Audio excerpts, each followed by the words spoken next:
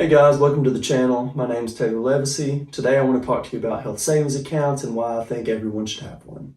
So first things first, we need to know what is a health savings account or an HSA. An HSA is basically an account that you can put money into to use to pay for medical expenses. Simple enough. But why wouldn't you just use your normal bank account, your normal checking account or savings account? The reason is an HSA allows you to defer money in pre-tax. So you can either have your employer send your contributions to your HSA vendor before you even receive your paycheck, or you can just pull money from your bank account into the HSA and then claim it on your taxes at the end of the year. If you go that route, you don't receive the tax benefits until the end of the year. If you are pulling money out of your paycheck before you receive it, then you're obviously getting the tax break up front as the money's going into the HSA. So why is it a good idea to pay for your medical expenses using HSA dollars? Obviously, if I make $1,000 and I'm contributing $100 to the HSA, then it actually looks like I only make $900 and I'm only taxed on that $900. If I normally make $1,000 pre-tax and my post-tax check is $750 net, and I'm wanting to contribute $100 to my HSA, instead of $750 or $650 after the $100 getting put into the HSA, I'll actually still receive $675 because my effective tax rate is roughly 25%. So what are the other features of an HSA? So the money that you deposit into the HSA, it's not going to do you much good if it's just sitting in there in cash. So they actually allow you to invest the money that goes into the account. Most HSA vendors do, at least. Some of them will have account minimums or investment minimums of, say, $2,000. There are HSAs that allow you to invest the first dollar that goes in there. There's no minimums, there's no fees. We can talk about that later.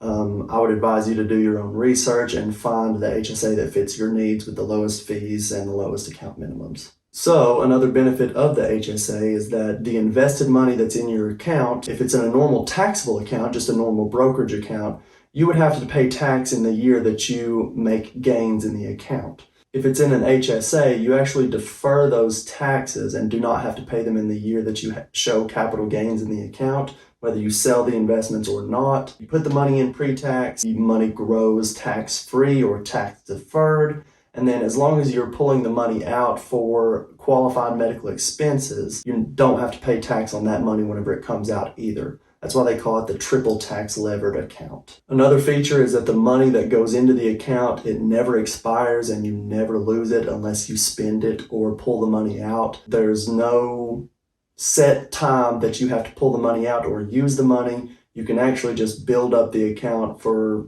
as long as you want, invest the money, and then never spend it if you want to. You can just pay for your medical expenses out of pocket. That's why these accounts typically will turn into an extra retirement account for a lot of people. So what happens if you get 40 years down the road and you've never spent a dime from the HSA? The money in the account is actually going to be fully withdrawable at age 65 without needing to be used for qualified medical expenses. At that point, it turns into something very similar to a traditional IRA, in which you would just pay tax on the money that as it comes out. In that situation, any money that comes out, you would just file it on your taxes, and then you end up paying tax on the money that you pulled out of the HSA. So with an account this good, this beneficial, obviously the IRS wants to cap the amount that you can put into it. So the limits in 2022 are $3,650 for an individual and $7,300 for a family. That's the most you can put into an HSA in any given year. It tends to go up $50 per year though. Last year it was $3,600, this year $3,650. Anything that goes into the account that's above your max contribution for that year is going to be considered an excess contribution. The IRS hates that and they will make you pay basically if you do that. So the way those excess contributions are going to work is any money that you put into the account that's above your annual maximum is going to be considered excess, and the IRS is going to implement an excise tax of 6% on all dollars that are contributed and all dollars that are gained in the account from those excess contributions. That excise tax is going to be in place for every year that it remains in the account until you pull it out. There are certain situations in which you can count any excess contributions towards next year's allotted amount, but then that just reduces the amount that you can contribute next year, so I don't really recommend that. It would be better just to pull the money out and then contribute the full amount next year.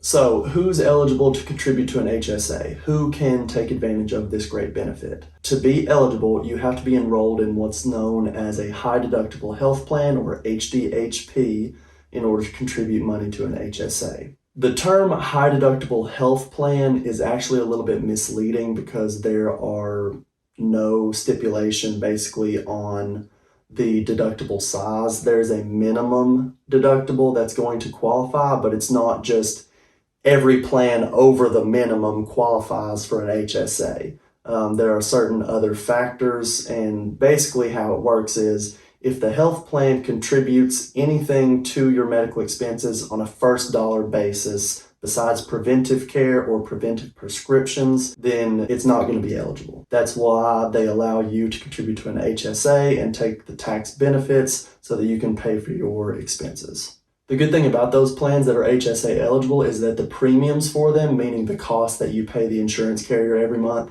is usually much lower than you would see with a normal copay driven health plan. So you're going to be saving money on premium, and you're going to be taking a tax cut on the money that you contribute to your HSA. And then you just get to build up that account for future use. Obviously, this is going to be really good for somebody that's young and healthy, doesn't go to the doctor much. I know myself, I only go to the doctor if I'm dying or need something. So it's a really great benefit to take advantage of if you're someone similar to me. So a couple other things in regards to who's going to be eligible to use the HSA. Let's say that I work for a company and I've worked there for 5 years and I've had an HSA eligible plan for those 5 years, and I've contributed to the HSA and I've got money in the account. Then I switch jobs, I go to a new employer, they do not offer an HSA eligible plan. Then what am I supposed to do with that money? The key to remember is if you're not on a high deductible health plan, you just can't contribute. You can still use your HSA funds to pay for your medical expenses. You just can't contribute to the HSA in that year. Another good thing about it is if my spouse, let's say my wife, is covered under her plan at work and I'm covered under my plan at work, and mine is HSA eligible, if I have an HSA, then I can pay for my wife's medical expenses because we're in the same family. But another key that you should remember there is if she's not covered under my plan, then I am only allowed to contribute the individual maximum, that $36.50. I can pay for her medical expenses, but she, being on a separate plan, does not allow me to contribute more to my HSA. So what's going to qualify as a qualified medical expense? Obviously, any expenses that you have at the doctor, pharmacy benefits count.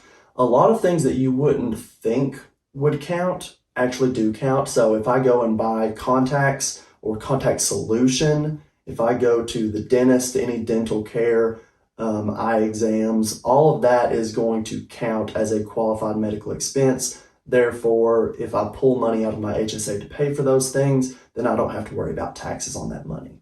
So how would withdrawals work if I need to pull money out, or if I just want to spend money from the account? Can I do that? The answer is yes. So most HSA vendors will give you at least a debit card in order to just swipe at the doctor's office if you need to. Some will allow you to have a checkbook and a debit card. Some will charge you for those benefits, some won't. Again, do your own research, find one that doesn't charge for it. If I need to just withdraw money from the account, I can just withdraw the money. It's not like my CPA is going to be breathing down my neck, watching for me to need to pay taxes on it. It kind of goes on the honor system, so I would pull money out, and then obviously I can just tell my CPA at the end of the year how much I withdrew from the account. They're usually not going to ask for receipts. You should keep receipts if you spend money that's going to be qualified, because if you were to ever get audited by the IRS, then you're really going to need them. Otherwise, you'll have to owe back taxes on all that money. But your CPA is not going to ask you for your receipts. They're just going to want to know how much inflow versus outflow. It would be important to note that if you're going to use a debit card or a checkbook to spend from the HSA, you will want to have a cash balance in the account. You cannot have 100% invested in the account, because the HSA vendor is not going to be responsible for selling off investments in order to cover the liabilities that you expend from the account. So now we're getting to the big benefit of HSAs, in my opinion. If you have qualified medical expenses that you just pay out of pocket, let's say you want to pull the money out all at the end of the year in one lump sum, or you want to pull the money out all in one lump sum in 30 years. So there's no statute of limitation on receipts or expenses that are going to be eligible to be used from the HSA. So if I'm having qualified expenses that I'm paying out of pocket, I just keep the receipts for 40 years, 50 years, and then at the end, I can just use my backlog of receipts to pull money out without paying tax on it, whether I'm 65 years old or not. The best way to do this is using an app.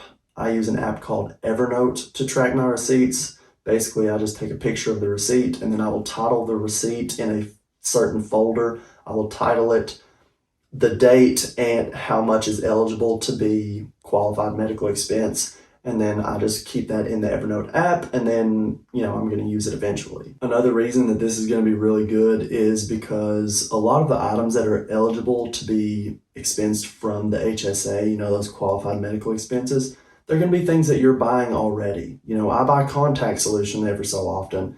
Things like Band-Aids are going to be covered. Everybody goes to the dentist a couple times a year. The eye doctor, if you just save those receipts, you're going to have a good backlog of receipts to use whenever you just want to take a distribution from the HSA. So how should we deal with this on our taxes? During tax time, your HSA vendor should be sending you a statement to ensure your numbers are accurate. It's basically just going to include inflows and outflows from the account. And you can use that, you can give it to your CPA just to let them know how much you contributed and how much you withdrew. That way you're not going to be screwed later whenever the IRS audits you, if they ever do. Again, any money that you contribute over the maximum should be pulled back out because those excess contributions will hurt you from that 6% excise tax. So make sure you pull those back out before you file your taxes. If you're not deferring regularly from a paycheck, you can contribute the full amount at any point during the year just by transferring from your bank account. And then whenever you go to file your taxes at the end of the year, you just show your accountant that you contributed $36.50 to the account, and then they will reduce your taxable income by that amount. So we touched on the excise tax. What other penalties can somebody run into? One in particular that's going to be a beefy penalty if you run into it is penalties for withdrawing money that you're not using to pay for qualified medical expenses. So obviously that's the purpose of the account, so they're going to slap a big penalty on you if they find out that you're not using it for that purpose. So if the IRS finds out that you've withdrew money from the account and you've not used it to pay for medical expenses and you don't have any receipts that show medical expenses that were paid for out of pocket in that amount, then that money that you pull out is going to be taxable as income in that year, and you're going to owe a 20% penalty for those funds. So who is this account going to be great for? You've probably guessed it by now. Young people are going to be a great candidate for an HDHP and HSA plan. People that don't go to the doctor often, people that don't have a lot of medical expense, people that don't want to pay a huge premium for a copay-driven health plan with a lower deductible. It's going to be great in all those situations, and it's going to allow you to build up a little nest egg because everybody's going to have medical expense eventually. Another great demographic is self-employed people, specifically for the tax benefits, because normally if I'm employed by somebody else, then I'm only paying my income taxes and I'm paying my 6.2% Social Security tax and my 1.45% Medicare tax. The employer actually pays those taxes too. Those are your payroll taxes. They pay state unemployment tax, federal unemployment tax, and then they pay the 6.2 and 1.45 as well. So your employer is going to be saving 7.65% at least just from the Social Security and Medicare taxes, plus the state and federal unemployment tax. So if you're deferring money from a paycheck, then your employer is actually netting a little bit of benefit too. So if I'm self-employed, then that just doubles. Every tax benefit that I receive as an employee, if I'm self-employed, I just take double the benefit basically. It equates to about 15.3% for the payroll taxes, and the income taxes, state and federal unemployment. It's just a very good benefit to use for a self-employed person. The unemployment taxes, they eventually get assessed anyway. They have such a low limit. I think it's only on your first 7,000 of earnings during the year.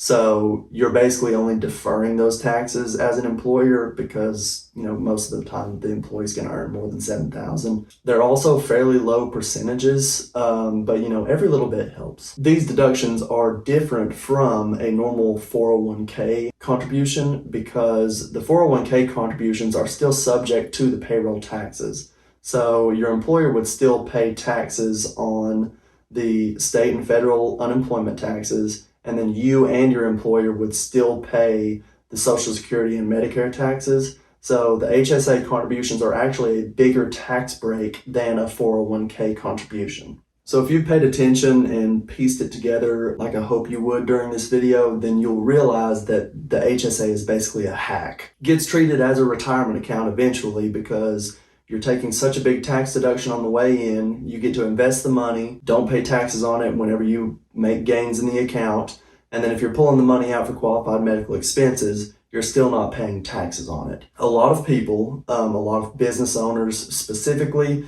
will choose an HSA plan, and then they'll just put as much money as they can into the account, and they treat it like a retirement account.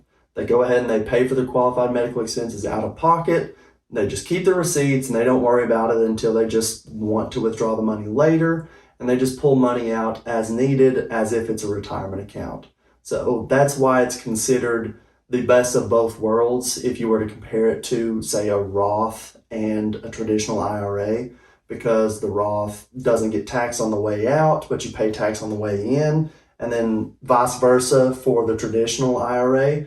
So basically, you're just never paying tax on this money, and you get to invest it and grow the money and still never pay tax on it. It's basically the ultimate healthcare hack because it's going to save you money in good years because you're not going to need to spend money from the account, and it's going to save you money in bad years because you're not paying taxes on the money that you used to pay for those services. So that's going to do it for this video, guys. If I've missed anything, or if you have any thoughts, questions, comments, concerns on HSA accounts, then please let me know down in the comments below. I'll be happy to get back to you. I love learning new information, so if there's anything I missed, also drop it in the comments. I really appreciate you guys watching. Feel free to like, comment, share, and subscribe to help grow the channel. I would really appreciate it, and I'll see you guys in the next one.